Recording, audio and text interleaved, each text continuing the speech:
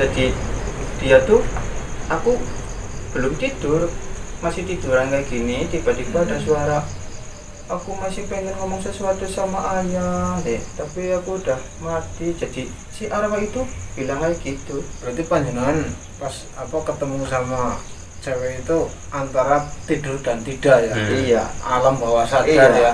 Kayak tidur tapi kayak Iya. nyata gitu. masih rebahan, masih main HP, terus tiba-tiba ada suara gitu, aku langsung kaget. Lah, temen aku pun sama. Didatengin juga. Iya, tolong bilangin ke sama ayah aku masih pengen bahagian orang tua. Soalnya waktu kerja itu kan ada orang yang nggak suka sih sama teman aku itu yang inisial A itu. Jadi seolah-olah kalau ada majikan itu seolah-olah bekerja biar kelihatan si A itu nggak kerja nyari itulah sama bos. Nyari muka, Nyari muka. bukan sisi muka. Cari muka. Cari muka. Muka punya sendiri cari. Nah, sama juga dengan Pak Kades. Pak Kades pun sama. Setelah mobil itu dimasukkan ke garasi, itu ada cewek yang lagi telengkup kayak gini sambil nangis. Itu Pak Kades yang lihat. Pak Kades ngeliat sama. Lah, Pak Kades kan juga paham sama almarhum itu yang meninggal. Paham sih, soalnya dia tuh kerja udah 3 tahun. Jadi udah paham banget sama orang yang meninggal itu. Pun melihat dia pakai baju yang digunakan waktu meninggal. Sebelum meninggal pun tidak ada gejala kayak misalnya sakit apa gimana, itu tiba-tiba sakit perut terus guling-guling itu sampai mau berontak, kejang-kejang dibawa ke rumah sakit. Terus meninggal ya. 1 jam di rumah sakit, jam 1 udah di rumah sakit, jam 2 udah meninggal. Itu kalau cerita kayak gitu berarti kan arwahnya penasaran ya Mbak. Iya. Nah terus misal cara mengatasi untuk agar tidak mengganggu lagi itu bagaimana Mbak? Sebenarnya kan itu korin ya. Iya. Korin itu seperti memori rekam ya. Jadi ketika semasa hidupnya kejadiannya seperti ini, korin itu akan merekam ya, akan merekam jejaknya si mayat ini, jasad ini ya bisa dibenarkan. Itu bisa lewat syariat dengan kita menyempurnakan misalkan wasiatnya ya, kita sampaikan ke keluarga. Misalkan wasiatnya seperti ini, apakah makamnya harus seperti apa, itu biasanya kan ada pesan-pesan seperti itu. Nanti setelah itu sudah. Berarti kalau misal korin si jenazah atau almarhumah itu tidak sebelum meninggal itu tidak menyampaikan sesuatu, itu bisa ditanyakan korinnya apa enggak? Bisa Ya. ada wasiat yang belum tersampaikan. Jadi soalnya berarti korinnya juga merekam isi keinginannya ya. Korin kan itu ibarat flash disknya, flash disknya manusia. Jadi ketika manusia itu sudah tiada, korin itu bisa menceritakan kejadian-kejadian yang sesungguhnya. Ada permintaan ada permintaan harus makamnya seperti apa. Biasanya ada keinginan dari jasad itu yang waktu hidupnya belum disampaikan seperti itu. Tapi kalau memang misal ini kan yang nonton juga ada yang orang jauh-jauh kayak gitu ya. Kalau memang penyempurnaannya itu lewat jarak jauh itu bisa apa enggak? Ya bisa saja. Bisa lewat media apa gitu lah. Bisa saja. Tergantung itu wasiatnya apa. Yang penting wasiatnya itu jangan aneh-aneh ya. Wasiat tetap sesuai jalur koridor agama ya. Kalau wasiatnya, oh saya minta apa kuburannya digantung, nggak mungkin itu. Itu apa? Bukan korin itu, biasanya ada jin yang memanfaatkan ya keadaan. memanfaatkan keadaan, jadi seolah-olah jin itu korinnya, padahal itu bukan. Kalau permintaannya aneh-aneh itu jelas bukan. Nah, itu pengamalan saya, pengamalan apa, Pengalaman. pertama saya itu. Jadi aku tuh orangnya tuh sangat tidak takut dengan hal mistis. Nggak ada yang berani nganterin mobil jenazah, nggak berani yang mobil. Aku berani karena aku nggak percaya sih. Tapi begitu pertama kejadian itu saya langsung, oh ternyata yang diceritain orang-orang itu memang benar-benar nyata. Orang yang misalnya matinya tidak wajar, apa yang mendadak, yang arwahnya masih penasaran, itu benar-benar muncul. Itu pengalaman saya pertama dan semoga nggak terjadi lagi. Biasanya kan ya orang kecelakaan, terus orang dibunuh, pembunuhan ya, itu biasanya apa, masih ada jejak-jejak atau wasiat yang belum tersampaikan. Misalkan orang kecelakaan, ada salah satu jarinya yang tertinggal di lokasi. Itu biasanya apa, nyari terus, kadang nyurupin orang, kadang oh ini saya jarinya belum diambil. Nah itu kan, itu korin ya, korin yang apa, memang menyampaikan bahwa apa, belum sempurna pemakamannya, berarti masih ada organ tubuh yang tertinggal di lokasi. Itu biasanya seperti itu.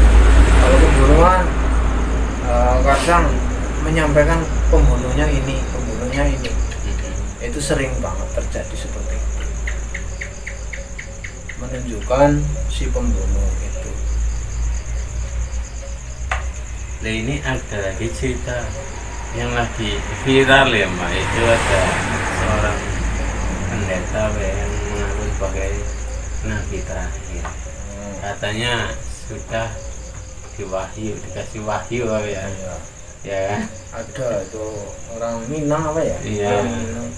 Itu apa, suruh dibubarkan agama Islam karena apa, sudah mendapatkan wahyu akan ada agama baru yang disampaikan. Dan juga tidak sedikit yang orang Islam sendiri kalau mengamalkan spiritual atau berzikir selama itu ada yang baik itu yang ngomongnya dikasih wahyu apa jin yang mau sebagai Tuhan, kan itu banyak Mbak. Itu berarti efek dari apa, mengamalkan ilmu tanpa guru itu bisa berefek kayak gitu ya Mbak? Benar sekali ya, ketika orang itu mengamalkan hanya dengan buku ya, walaupun itu dinukil oleh imam siapa atau syekh siapa, tapi dalam perjalanan itu kan biasanya pengalamannya itu berbeda. Misalkan baca surat Yasin 40 kali, nanti fadilahnya ini, tapi dalam prakteknya itu biasanya berbeda. Ketika manusia punya niatan yang tidak bersih ya, itu nanti dalam bacaan itu muncul energi yang menciptakan makhluk itu jadi makhluk jin yang menyesatkan. Ya. Nah, jin itu akan bermain, entah itu nanti jadi nabi, entah itu kamu nggak usah sholat, nggak usah ibadah, saya Tuhannya. Itu kadang apa, tergoda seperti itu. Kalau panjenengan mengikuti arusnya, udah itu tersesat. Iya, tersesat dan mengaku sebagai Dan nabi. mengaku sebagai nabi, mendapatkan wahyu. Menerima wahyu ya. Menerima wahyu. Makanya kadang-kadang kalau apa, orang yang si A ditembak oleh wahyu, kadang-kadang sulit kalau diterima nanti menerima wahyu. Dia mengaku sebagai Tuhan. Itu orang yang udah belajar ilmu tapi tidak punya guru. Biasanya kayak gitu ya Mbak ya. Belum belajar ilmu, ngikutin bacaannya apa, nggak tahu artinya apa, kemudian buat apa, nggak punya guru. Biasanya kayak gitu ya Mbak. Jadi kalau namanya wahyu, kalau nembak jangan mau ya. Nanti apa? Berarti panjenengan menerima wahyu.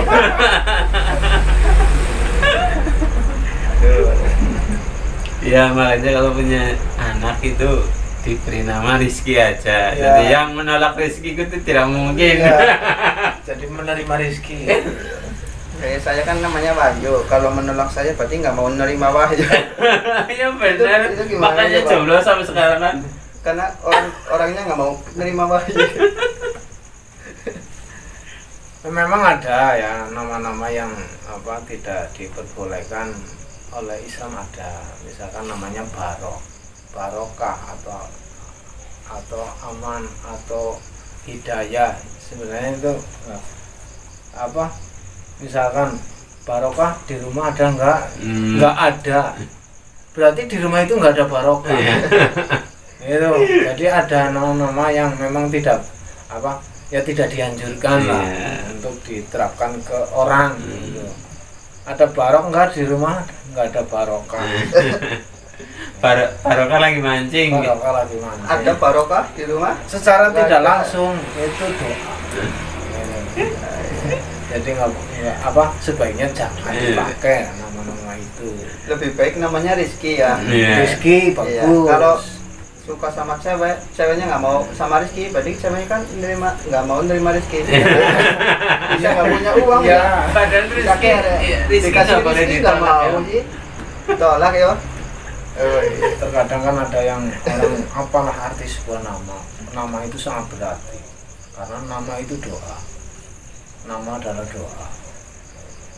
Iya, kalau nama itu berarti, kalau yang berat itu nagih hutang ya Mbak. Nagih, iya itu termasuk berat itu. Ada lagi nggak Mas Wahyu cerita-cerita yang Sebetulnya itu ada. Jadi waktu selama menjadi supir lah. ada ya lihat orang yang amit-amitnya kecelakaan, tangannya sampai putus, kakinya sampai putus, itu sampai malam itu masih terbayang di pikiran loh, sampai ke bawah mimpi. Terus yang pengalaman saya yang selain jadi supir ambulan itu waktu kerja di daerah sana Banyumas itu aku ngontrak. Jadi di situ ada kontrakan